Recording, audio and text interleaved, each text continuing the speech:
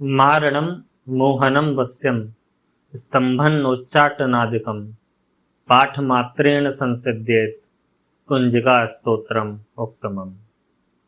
चाहे सिद्ध कुंजिका स्तोत्र की बात करें या फिर ऐसे ही किसी और तांत्रिक ग्रंथों की बात करें, जब ये सारे वर्ड्स आते हैं ना, मारणम, मोहन, उच्चटम या फिर स्तंभन या फिर वश्यम, ये सारे शब्द, तो हमारा जो आधुनिक मन है, हमारा जो बेचारा मन है, ये तुरंत एक अलार्म मोड में चला जाता है। आज के दौर में आप इंटरनेट पर कितनी ही वीडियोस देख लेंगे, कितने ही सेंसेशनल ब्लॉग्स देख लेंगे, या फिर कितने ही सीडो गुरुज से आप मिल लेंगे। इन सभी लोगों ने इन शब्दों को एक ऐसे ब्लैक मैजिक ऑपरेशंस के रूप में आपको प्रस्तुत कर दिए हैं, जैसे कि ये किसी दूसरे व्यक्ति को कंट्रोल करने के, उनको हार्म करने के या फिर उनको मैनिपुलेट करने के कोई टूल्स हैं। ये जो पूरा नरेटिव है, ये अट्रैक्टिव भी लगता है और बहुत ज़्यादा डेंजरस भी लगता है। अट्रैक्टिव इसलिए लगता है क्योंकि ये पावर की फैंटेसी को बेचता है कि अगर आपने किसी पर मारण का यूज कर लिया तो आप इतने पावरफुल हो कि आप दूसरे को मार सकते हो। मोहन का यूज कर लिया तो आप उसको अपने कंट्रोल में कर सकते हो। इस तरह की चीजें। और डरावना इसलिए लगता है क्योंकि ये एथिक्स को ही बाईपास कर देता है। लेकिन ये जो नरेटिव हैं, ये जो ब्लैक मैजिक ऑपरेशंस के टूल की तरह जो आपको ये बेचा जा रहा है, ये शास्त्र सम्मत नहीं है। शास्त्र कभी भी किसी दूसरे व्यक्ति की स्वतंत्रता को वायोलेट करने वाले कोई भी कर्म हो, उसको साधना नहीं कहता। तंत्र में पावर का अर्थ डोमिनेशन नहीं है। पावर का अर्थ है इनर कोहेरेंस, अपने भीतर की शक्तियों को समझ करके उन शक्तियों को संतुलित करना, उन्हें बैलेंस करना। और मेरी इस वीडियो का पहला उद्देश्य यही है कि हम इन शब्दों को डर के घेरे से बाहर निकालें और उन्हें उनके जो मूल अर्थ हैं, उन मूल अर्थों में उसको वापस रखें। तो इसीलिए आज हम इन शब्दों को समझेंगे, मारणम, मोहनम, वश्यम, स्तंभन और उच्चाटन, और इन तरह के सभी और जो रिलेटेड शब्द होंगे उसको आप इसी तरीके से समझ सकते हैं और परख सकते हैं। तंत्र का एक फंडामेंटल प्रिंसिपल है, एक मूल सिद्धांत है, जिसे समझे बिना ये चारों शब्द कभी भी आपको सही से समझ नहीं आ सकते। वो है कि तंत्र हमेशा अंदर से शुरू होता है। जो बाहरी एक्शन है वो सेकेंडरी हो सकते हैं और वो कंडीशनल ही होंगे, किसी कंडीशन पर बेस्ड ही होंगे। जो व्यक्ति अपने भीतर के इम्पल्सिवनेस, अपने भीतर के डर, डिजायर्स, अपने रिएक्शंस पर मास्टरी नहीं रखता, उसके लिए तंत्र किसी भी आउटर एप्लीकेशन की परमिशन नहीं देता, इस तरह की कोई भी अनुमति नहीं देता। इसलिए जब शास्त्र इन शब्दों का उपयोग करता है तो वो इनर मास्टरी को रेफर करता है, एक्सटर्नल मैनिपुलेशन के बारे में वो कुछ भी नहीं बोलता। सिद्ध कुंजिका इसी कारण अति गुह्यतरम है। ये अज्यूम करती है कि ये जो साधक है वो पहले ही इन प्रोसेसेस को अपने भीतर इंटीग्रेट कर चुका है और तभी इसको हम सही से समझ पाते हैं। पहला जो शब्द है वो है मारण। क्या है, किसको मारा जा रहा है? मारण कहता है death of a false identity, not the death of a person. आपकी किसी इंसान की मृत्यु की बात नहीं कर रहा है, लेकिन आपकी जो फॉल्स आइडेंटिटी बन रखी है उसको मारने की बात करता है। मारण का जो लिटरल अर्थ है उसको तो लोग यही समझते हैं कि किसी को मारना, लेकिन ये सबसे बड़ा भ्रम है। तंत्र में मारण का अर्थ है आपकी जो ईगो वाली आइडेंटिटी है उसको खत्म करना, किसी व्यक्ति को खत्म करना नहीं। साइकोलॉजिकली मारण एक ऐसी प्रक्रिया है जहां आपकी जो फॉल्स सेल्फ इमेजेस हैं वो डिसॉल्व होते हैं। आप खुद से ही समझने लगते हैं ना कि मैं कितना बड़ा आदमी हूँ, मैं कितना दानी हूँ, ये हूँ या फलाना हूँ। ये सारी चीजें ये आइडेंटिटी को ही डिसॉल्व करना आपको मारण समझाता है। मैं ऐसा ही हूं, ये वाली जो रिजिड आपकी पहचान है, ये पहचान आपकी टूटती है, और जो अनकॉन्शियस सर्वाइवल के नैरेटिव्स हैं वो भी यहाँ पर समाप्त होते हैं। ये जो डेथ है ये बायोलॉजिकल डेथ नहीं है, लेकिन ये एक साइकोलॉजिकल रीबर्थ का पहला स्टेप है। मारण एक ऐसी करेज है जिससे कि आप एक किसी झूठ को खत्म करते हैं, चाहे वो झूठ आपकी ईगो हो, चाहे वो आपके कोई डिस्कम्फर्ट हो, या आपके मन का कोई भी भ्रम हो। जब ईगो की ये जो झूठी कंटिन्यूटी है ये टूट जाती है तो एक डिस्कम्फर्ट आता है, और उसी डिस्कम्फर्ट को लोग डेंजर समझ लेते हैं, खतरा समझ लेते हैं, लेकिन शास्त्र के लिए ये एक इनिशिएशन है। इसलिए सिद्ध कुंजिका में जब आप मारण समझते हैं तो इसका मतलब है कि जो आप नहीं हो उसको खत्म कर दो, उसका अंत कर दो।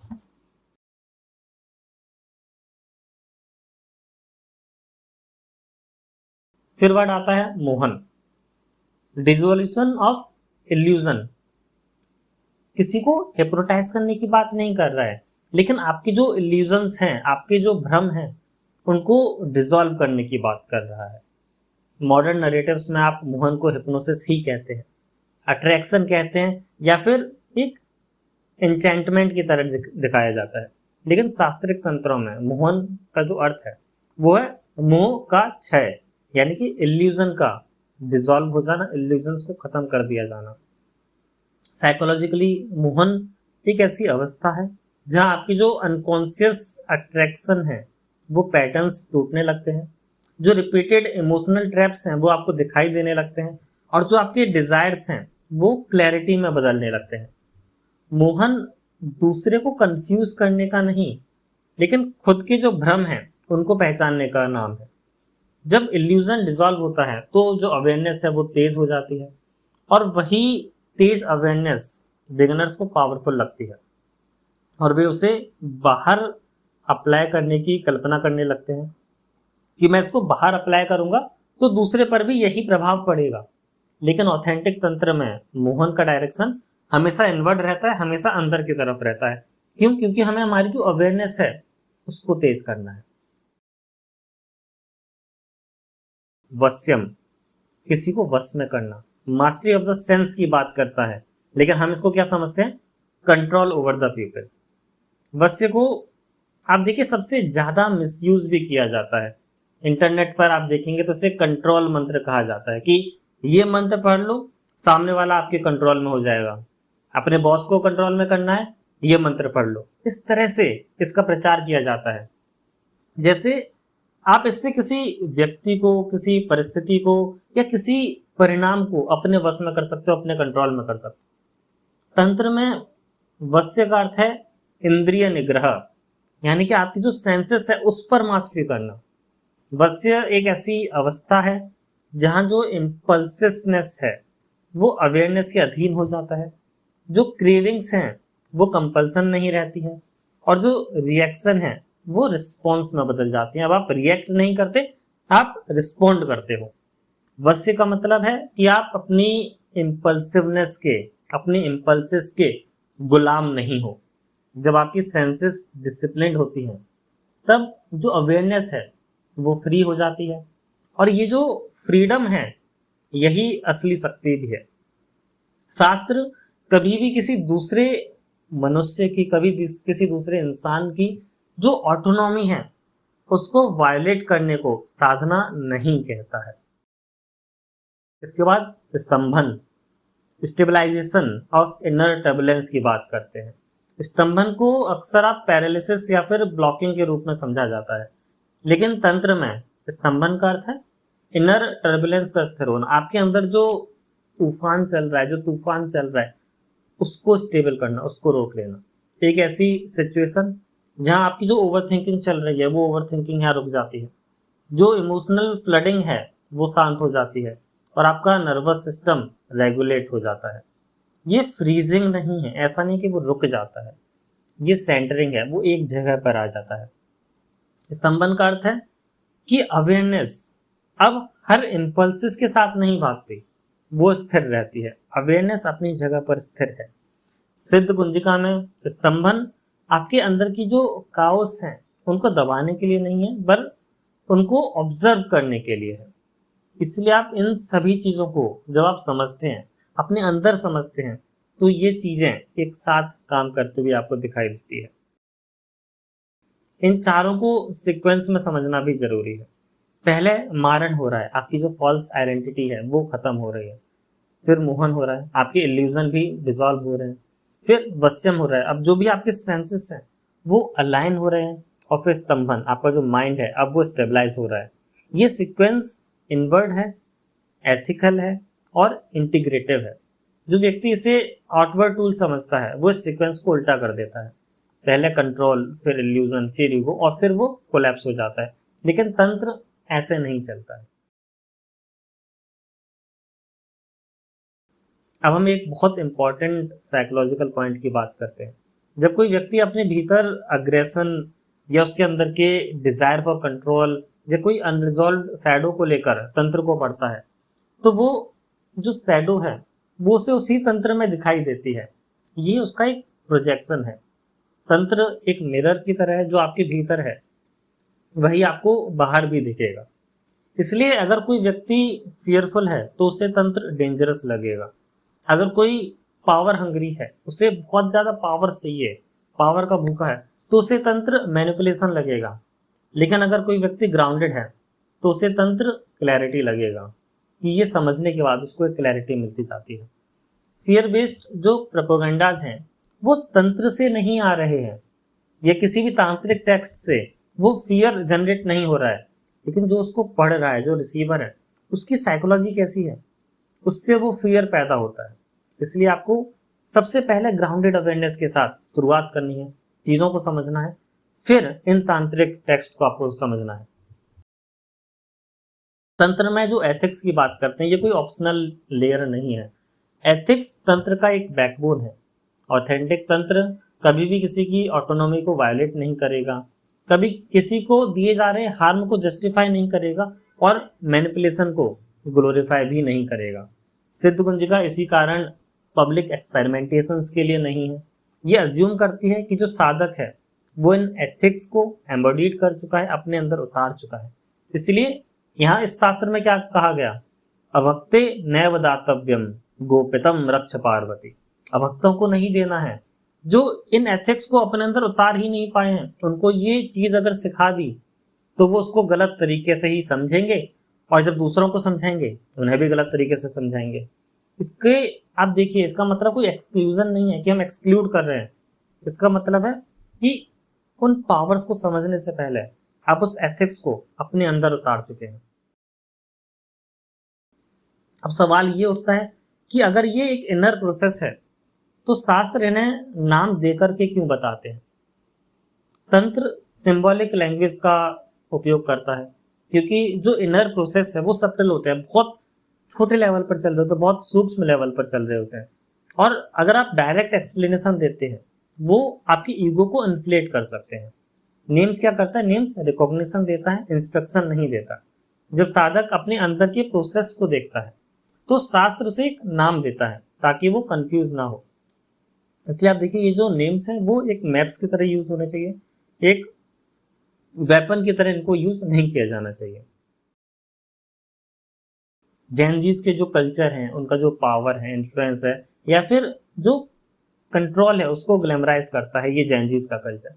ऐसे में ये शब्द एक डेंजरस फैंटेसीज भी बन सकते हैं।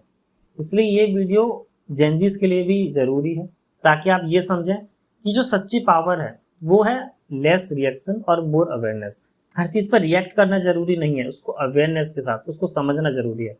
और असली मास्टरी आपके कंट्रोल में नहीं है, क्लैरिटी में है। तंत्र मैच्योरिटी मांगता है, एक कोई रेबेलियन नहीं मांगता है। आपसे ऐसा नहीं कि आप द्रोह करते जाए और आप तंत्र को समझ लेंगे। आप कितना मैच्योरिटी उस चीज को समझते हैं, उससे आप तंत्र को समझ पाते हैं और खुद को बेहतर समझ पाते हैं। अब जब मारण, मोहन, वश्यम और स्तंभन को उनके ऑथेंटिक इनर मीनिंग में आप समझ जाते हैं तो आपके अंदर के जो फियर हैं वो डिसॉल्व हो जाते हैं, आपके जो एथिक्स हैं वो स्ट्रेंथन हो जाते हैं। जो भी साधना आप अब करेंगे वो साधना सेफ हो जाती है और आपका जो ईगो है वो डिफ्लेट हो जाता है। तंत्र खुद में डेंजरस नहीं है। तंत्र डिसऑनेस्ट डिजायर के लिए अनकंफर्टेबल होता है, उनके लिए परेशानियां देता है। आई होप आपको ये समझ आ चुका होगा कि मारण, मोहन, वश्यम, स्तंभन, उच्चाटन ये क्या चीजें हैं, किस तरह से काम करती हैं। और अगर आप तंत्र में ऐसे किसी और वर्ड्स को भी देखते हैं तो आप उनको थोड़ा सा अवेयरनेस के साथ उसको इंटरप्रेट करते हैं, अपने अंदर देखते हैं कि किस तरह से काम कर रहा था, तो आप बेटर समझ पाएंगे। और जो लोग नैरेटिव्स बना करके आपको बेच रहे हैं, पावर बेस्ड फैंटेसीज आपको बेच रहे हैं, वहां आप उनसे एक लॉजिकल क्वेश्चन भी कर पाएंगे। अब अगले कुछ दिन तक एक छोटा सा टास्क आप करिए जिससे कि आप खुद को और बेटर समझ पाए। कोई भी इंटेंस सिचुएशन आपकी लाइफ में आती है तो इन 5 पॉइंट्स पर आप देखिए, 4 पॉइंट्स पर आप देखिए। मारण का पॉइंट आप देखिए, किस सिचुएशन में आपकी कौन सी सेल्फ इमेज वाली जो फीलिंग है वो थ्रेटन हो रही है। जब आप देखेंगे तो आप मारण को समझ पाएंगे। मोहन को समझने के लिए कौन सा ऐसा इल्यूजन है या इमोशनल ट्रैप है जो यहाँ पर आपको अट्रैक्ट कर रहा था, आप मोहन वाली कंडीशन को समझ पाएंगे। वश्यम को समझेंगे, क्या आपकी जो सेंसेस हैं वो आपको चला रही हैं या फिर आप उन्हें देख रहे हैं। इसका जवाब आंसर लिखेंगे, आप वश्यम को समझेंगे। और स्तंभन, क्या मैं रिएक्शन से पहले रुक सकता हूँ, रिएक्ट करने से पहले रुक सकता हूँ, तो आप आपके स्तंभन की सिचुएशन को समझ पाएंगे। इस टास्क का पर्पस ऐसा नहीं कि आप खुद पर कंट्रोल पाएं, लेकिन आपकी जो अवेयरनेस है इन चारों चीज़ों को लेकर के, उस अवेयरनेस को आप स्ट्रॉन्ग कर पाएंगे। यही आज की इस पूरी वीडियो का पर्पस था।